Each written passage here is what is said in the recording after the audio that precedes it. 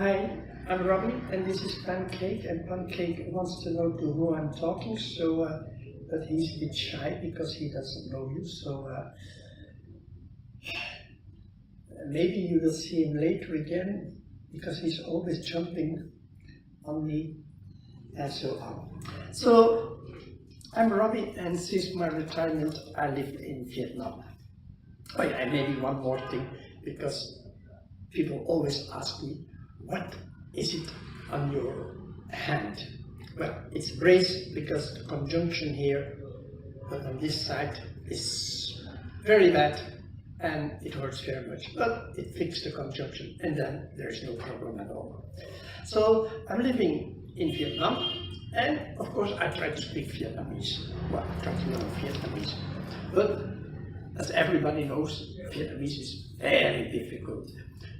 Even my friends, they study at university, but they said it's so difficult. Only when they really have to learn it, they learn it, otherwise they give up. So I think Vietnam has a great future, because when I look around, I see all those small kids and they are all talking fluently Vietnamese. So they must all be incredibly smart. I also use paper. It's not because I don't know what to say, but it's because once I start to talk, it's very difficult for me to stay with the topic. I always got some things, oh yes, it's like that, oh yes, and then in no time it will be 2-3 hours. So it's nice when you ask me for a whole evening, but not for now. So I'm also a very bad student. My bad habit is that I always want to know why things are like that. For example, any book about Vietnamese, you will see the conjugations. It's very easy because Vietnamese has no conjugations. So most normal students, they say, wow, great, huh? And they jump over to the next chapter. Not me, I think no conjugations. Why?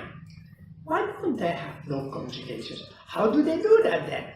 So for me, it's a big problem because I always want to know why things. It's the same. They say Vietnamese is so difficult to learn, and then I think, okay, but why is it difficult to learn? So, well, in the past, I studied for a while education theory, and so for me, it's not that difficult to find out. So I start working on it. But meanwhile, I had to help myself with something what is called Vietlish.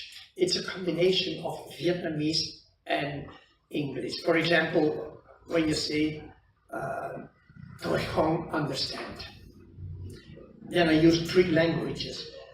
The body language, Tôi không understand. Tôi không, I not. Understand is English. Well, my kind of English then.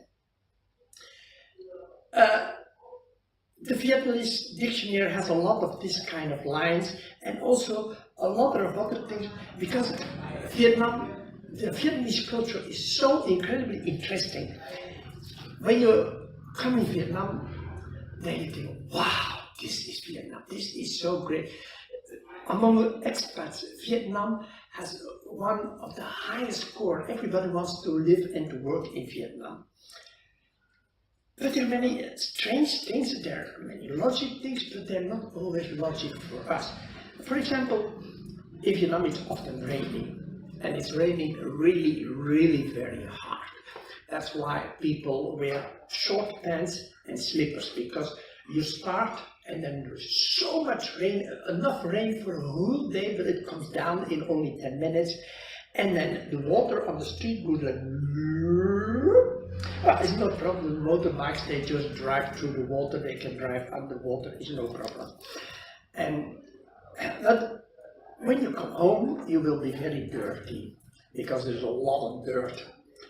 And there is something I'm using with Vietnamese, they are incredibly clean. Clean. It's not normal, I think.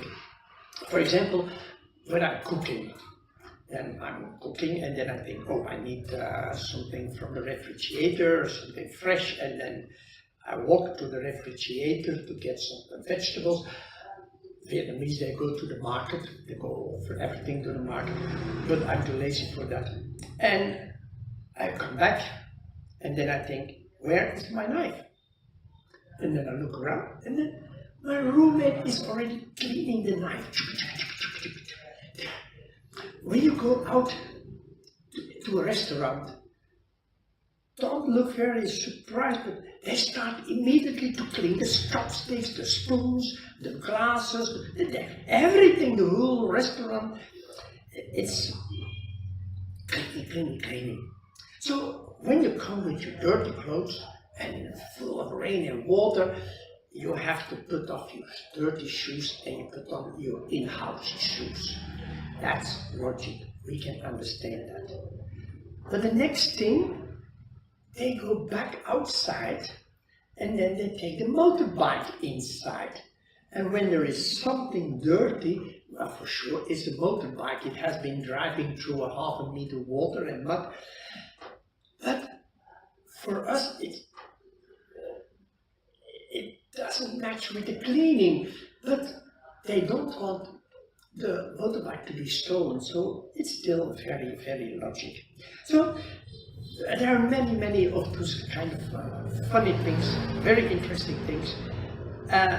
In the Vietlish dictionary, I have more than 150 of this kind of topics, and they are very good to talk with students, because Vietnamese students, they always want to practice their English, but they have a little bit they do not have so many topics, so they always come with the same question. Where do you come from? What's your name? What do you think about the traffic in Vietnam? What do you think about the food in Vietnam? What do you think about And when you are 2 or 3 hours in Vietnam and you have been giving about 300 times the answer on those questions, it's time for other topics. So, the language. I have a special relation with languages. In fact, I do not master any language. I don't know any grammar. My writing is incredibly poor, and you think that's nonsense because everybody has a mother tongue. Yes, that's not true. And this is typical Vietlish, because in Vietnamese, they always say, yeah. And then you ask, for example, is your shop open? Yeah. He's not open. And then he's open? Yeah, he's not open. But the reason is, in the Vietnamese language, they always first say, yeah, and that means, I understand your question, and now comes my answer. But they use the same thing in English, and then it sounds a little bit strange. So, my situation, I was born in the Flanders, in a Flemish part near Antwerp in Belgium, and at that time there were only dialect language. The language was dialect, and each city has its own dialect, and we could not understand each other. So it's logic that the government decided to create a language for all. And then they thought, yes, and when we go together with the Dutch, the Netherlands, the neighbor, there are many more of them who speak kind of Flemish Dutch. So when we make one language, it's better. It's also cheaper to print books and things like that. So it's all logic. But today, when we should start to make a new language and things like that, it will be 24 hours on television. The whole day, everybody. But in that time, we're talking about the early 50s, there were almost no televisions. We didn't have a television, I think, in our whole village. Maybe there was one television. So the phones, now everybody has mobile. At that time, I remember we had to do like, please can you connect me with number 7? Well, good indication. So it was not possible to introduce a language like they should do now. So they decided just to start with it. That's good. So, and we were the first class to get the new language, the new mother tongue. And it was interesting because nobody spoke the new mother tongue. and even the teachers didn't speak it. And there was also a big problem that it didn't look like my own mother tongue. So, to give a good example, in English you would say, oh, you have a beautiful bike. In Dutch, the new language, they say, nou, je hebt een mooie fiets. In Flemish, my mother tongue, they will say, amai, je kan like een blauw, hè? As you hear, it's completely different language, different words, and everything is different. And there was also another problem. The Dutch people, they used to love the Flemish. When they hear your Flemish accent, they say, oh, it's so nice. Today, they love less because now the Flemish or the Belgian football players, they play the World Cup, and the Dutch watching it on TV. They have TVs now. So, but I was 5, and my other people from my year, we were 5, 6 years. We had to learn to write. And then the teacher said, you must write mooie fiets.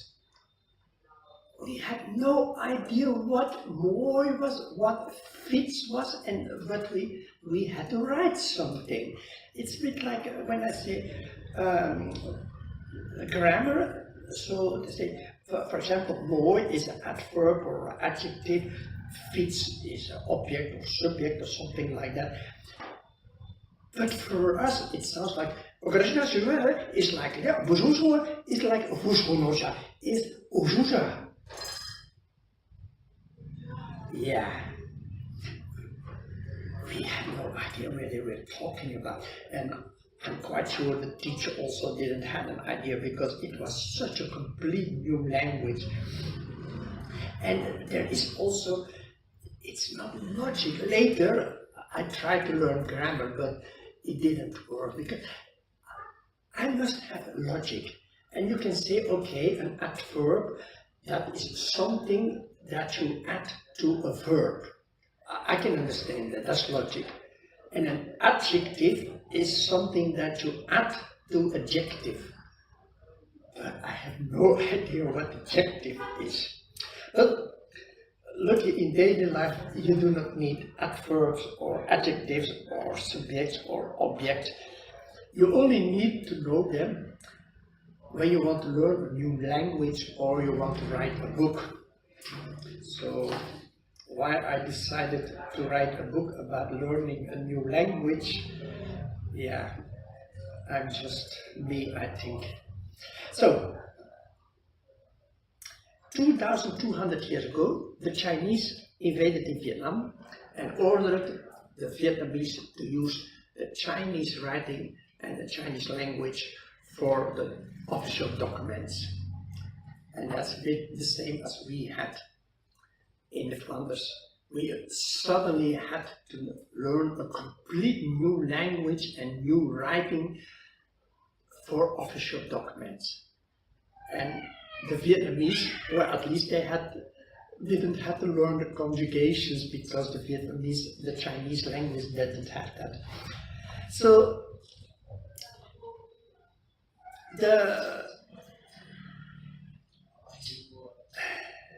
now I have to look here for a second. Yes, I'm just trying to realize how it was when I was young. I was 5, 6 years old, and then I came home and telling my parents, oh, ik heb een mooie fiets.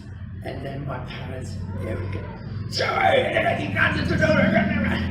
They did not like that kind of language. So we were in a very, very difficult situation. At home, we had to speak a language which was not allowed at school, and at school we had to study a mother tongue. Yeah, that's a pancake who's making a lot of noise now. A mother tongue which we were not allowed to use during the day. But a little bit in the same period, there was a priest coming to visit my family. Belgium is Flemish and Catholic, so everybody has some priest or something like that in the family. And he was working in China, and he was saving the world from the Chinese. And he had incredibly nice stories. Stories about the Chinese that they did not write like we, but that they were making drawings. So when they make a drawing of a fish, it didn't matter whether you say a bicycle, a fish, or the flow, it was always the same drawing. And because I had a lot of problems at school and at house with learning to write and with all the new words, I thought I have to go to China. So the police brought me back because they said it's not allowed for children of 7 to go to China. By the way, it's also quite a long road, and I didn't have so many things with me. But every year I wanted to go to China. In the beginning it was China, later I just wanted to go. The funny thing is, I had my first television performance when I was 15, and it was a great success. The police found me in the north of the Netherlands. But then a few years later, my parents said, just go. And then I traveled a bit around in Europe, and then I ended up in the Netherlands because I had learned a kind of Dutch. And I had a very rich language because I'm speaking a kind of Dutch with Flemish words, and I'm not sure which is Flemish and which is Dutch, but the Dutch, they say, oh, it must be Flemish, the Flemish say, oh, it must be Dutch, and I often think, who cares what it is? Maybe I just made it up myself. And that's a bit the same as what happened in Vietnam. Because in Vietnam, the Vietnamese have their language, and they also have to learn the Chinese language. So they have a very rich vocabulary. Half of it, it's not like they often say half of it is Chinese and half of it is Vietnamese. No, it's double, because many of the words they have as well, the Chinese as well, a Vietnamese word, and they use it in different situations. A very typical example is when you walk around in a bar, you see a lot of young people and they're drinking. The Chinese word for is thu, and the Vietnamese is bon. So it's very confusing, especially when you have drink a little bit of beer or a lot of beer. So they're drinking, and then they suddenly say, "Why, mot, I, ba." Yo, and then they start again. Mot, I, ba. Yo. It's very confusing. So the Vietnamese were forced to use the logographic writing for almost 2,000 years. They have been using it.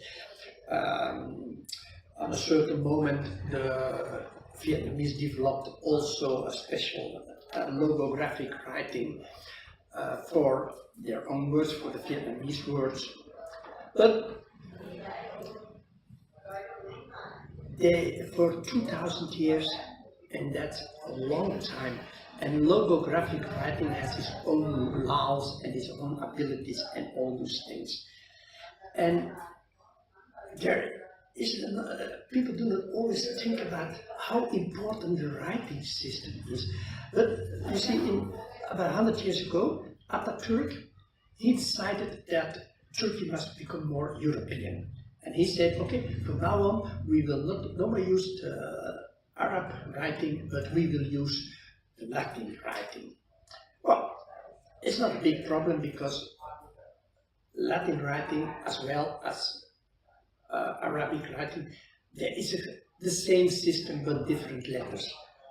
But the big problem is that the Quran, which is very important, is written in Arabic, with Arabic writing. So the Turkish, they cannot read it anymore. That's a big problem.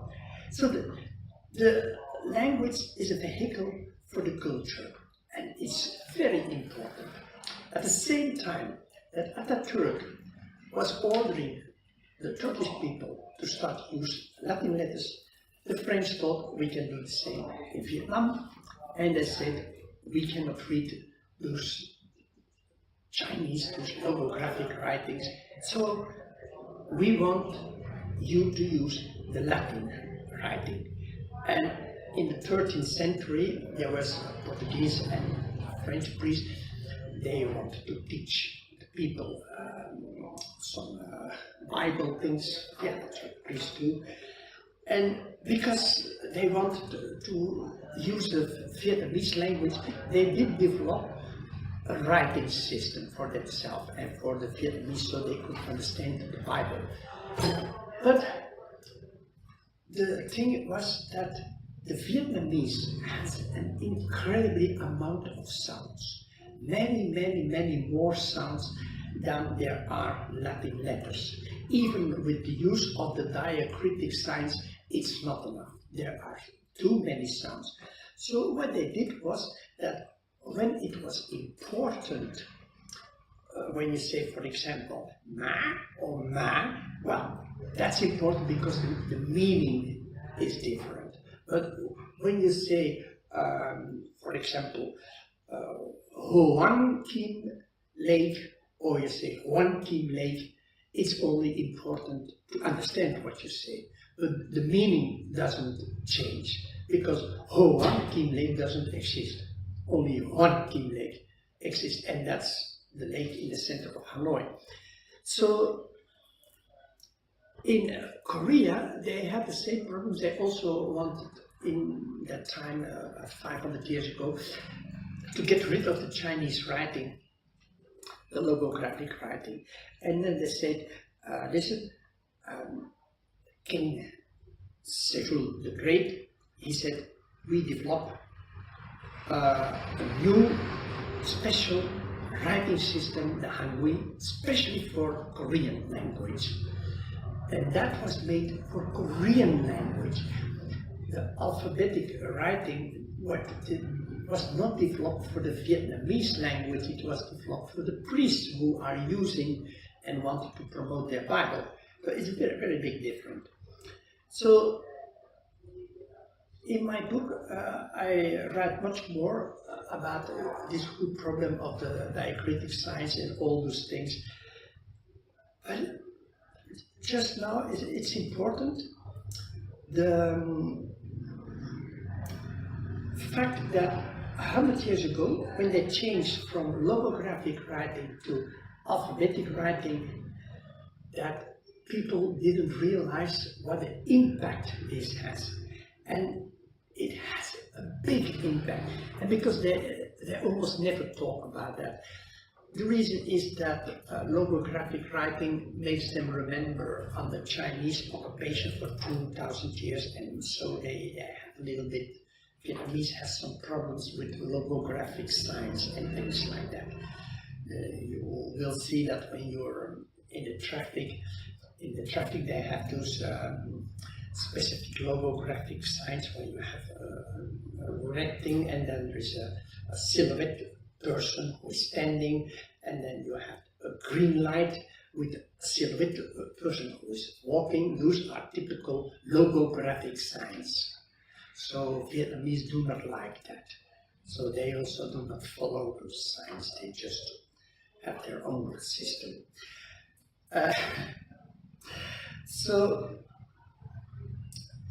Many things that are a bit strange of the Vietnamese language, we understand as soon as we know the Vietnamese language is still as is basic on the logographic writing.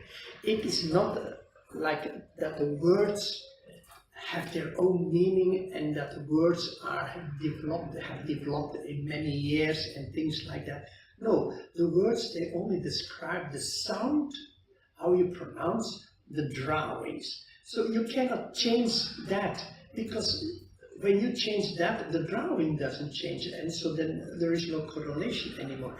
So in English you can say easy, easier. But in Vietnamese you cannot do that, because ye yang, easy, you cannot say ye yangi or something like that. No, you must put a particle behind that it is more and hon, and then you come like ye yang hon. And that's more easy to get. There are many other things, influences of the logographic writing. In my book, I give several of those examples. But to understand what is going on with the Vietnamese language and the influence of the logographic writing and alphabetic using Latin letters to describe the sounds, it's a bit like when you have been cooking for centuries on gas, and then one day suddenly they say, from now on, you have to cook on electric. And then in Vietnam, they say, okay, but they are using the same cooking tools and utensils as they were using for gas. They're using the same recipe or recite, or how do you pronounce those things. So that's the big problem for foreigners when we come and everything. You have Nha is house, but you do not have Nhas. No, because Nha is, you have the drawing of a house and you cannot add an S on it. No, that's not possible. So you cannot have Nhas. So there are many more, because they were using those tones and a lot of other diacritic signs for the meaning of the words. And that is also limited the sound possibilities of the language. English and many other also, we have many more sound possibilities as Vietnamese. So they always say, yeah, it's a tonal language and it's very difficult, you have to exercise the tone. No, that's not true. You have to learn to stop using tones, because there's a fly. I don't know the word for fly in Vietnamese, but it should go. When I drink coffee and then the fly will be gone. Yes. So when in English you want to make a question, you can say, for example, or somebody else, I like coconut, and then you wonder, I like coconut?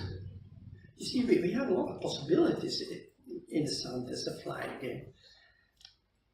In Vietnamese, that's not possible. When you say, tôi thích dừa is coconut. But when you want to make like a question, tôi thích dừa, then you're asking, do I like pineapple?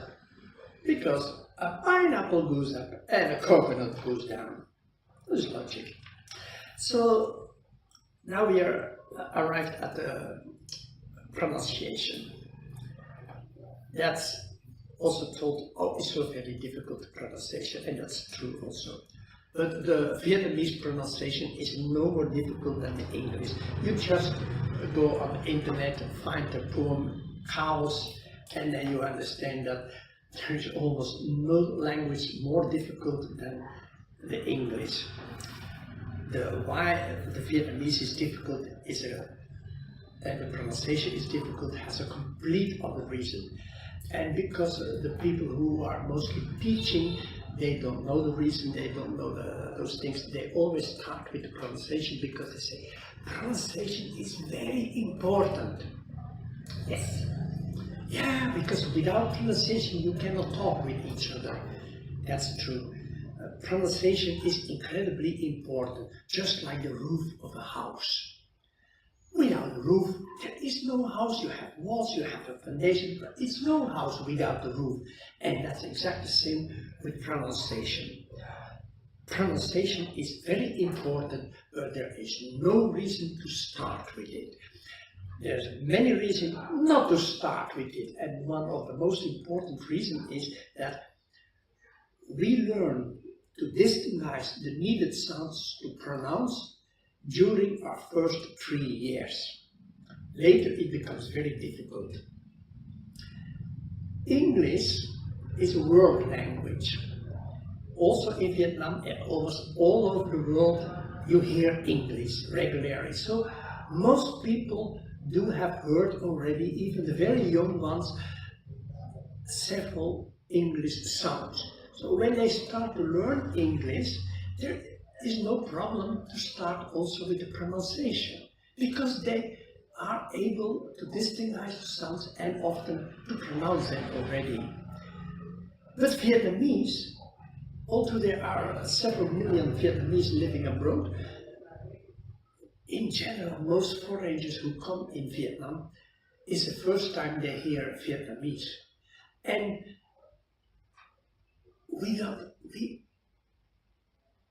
how does Vietnamese sound? It's incredibly difficult. It has its own sound. I'm living here for quite a while, and now I can hear the difference between Hanoi Vietnamese, Ho Chi Minh Vietnamese, Hue Vietnamese. They all pronounce their English different. But how they pronounce Vietnamese, I really don't know. In other countries, even if you do not speak those languages, you still know the sounds of them. Like Russian, they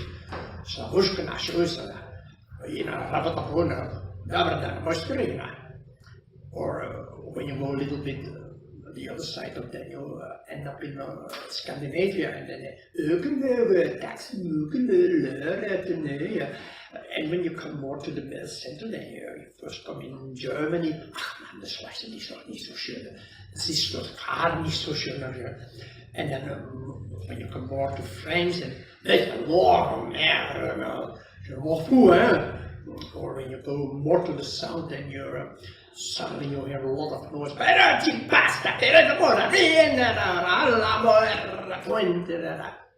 And when you cross the water, you come in Arabia, and then lovely. So all those languages, they have their own sound. Vietnamese is very, very, very, very difficult to sound. So we need a lot of time before we recognize the sounds, before we can distinguish. So it has no sense to pronounce, oh, within 2 weeks we learn you to pronounce Vietnamese. It's nonsense. It's just technical impossible. So, but because the English courses say to do that, and then they also do that because they translated a lot of English courses. And the reason why Vietnamese do not understand you is not because of your pronunciation. When I go, for example, to a bar and then or a coffee shop, and then I say, "Totoy mod baks you," then I see them in a complete panic. What English is that? What is it?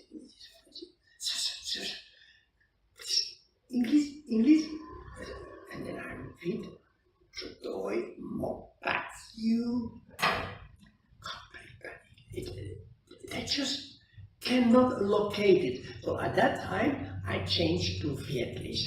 And Vietlish is very helpful because then I start in English and I say, I try to nói tiếng Việt. And then there's a flood of Vietnamese that comes over me and I don't understand because I don't know tiếng Việt. So there is still a lot to learn about the Vietnamese language. It's an incredibly interesting language, especially the aspect of the writing, the influence, the difference between the using logographic writing and alphabetic writing. That has a much bigger impact than what I told you now, but you can read that in my book. It's also very interesting for everybody who's teaching languages, foreign languages, or local languages to foreigners, because learning English, we got a lot of good books, and on YouTube you got many things, but for small languages there's very little know about how to teach them, what the big problems are, because small countries do not have the money to find that. So it can be very interesting to do so. Besides that, a language is of course incredibly important for communication, but it is always communication and there are more things important in communication. The most important is to understand the other, to understand what is important for the others. And then you know where you have to listen to. For example, the Inuit Vygotsky, he said the Inuit has many words for snow because snow is very important. For the Vietnamese, the most important is family. So they have many words for family. You really do not know how, even the Vietnamese often they have to ask advice. How do I address it? Because it's all so a woman, a man, older, younger, married, not married. In the Vietnamese dictionary you have those 150 topics with very funny and other stories. You have a long story about the Vietnamese language, and the third part is written by a friend of me, one. She works for the Vietnam Cultural Exchange Company, and they are doing many funny and nice things. And she wrote about how you address it. It's a long story, long.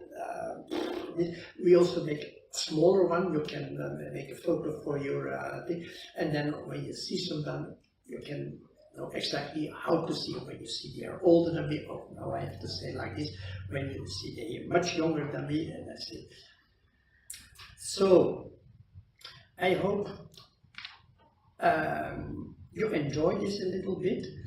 I myself now I will go traveling through Vietnam on a motorbike, and I will make short videos about museums in Vietnam, because they have a lot of incredibly interesting museums, but they are not so famous, they do not have a lot of money, and they often do not know how interesting their museum is.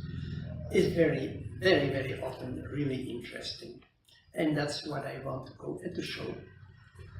So I will maybe see you in one of the next videos. Bye.